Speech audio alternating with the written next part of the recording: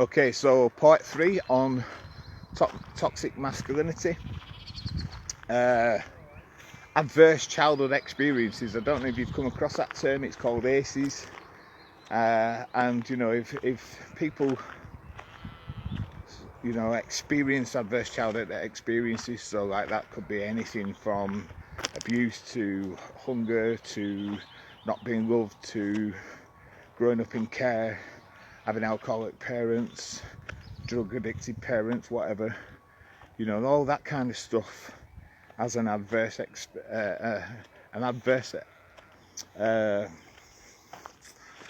experience on your adult life, and that in its own form is scary. It's I can attribute that my drug use was connected to an event that I experienced when I was 7-year-old, coupled with the death of my grandma the year later, and amongst other things. They were quite traumatic. Well, they weren't quite, they were very traumatic experiences for me.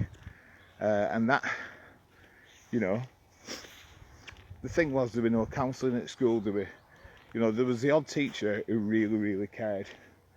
And, there was a lot of teachers who didn't really care, or they didn't know how to speak to young people about stuff.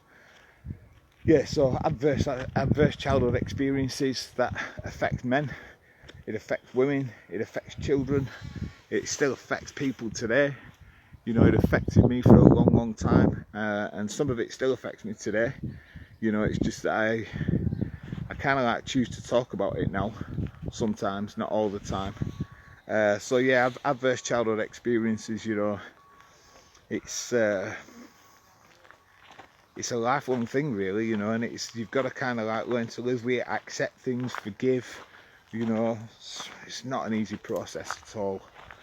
So I'll check back in for part 4 in a minute.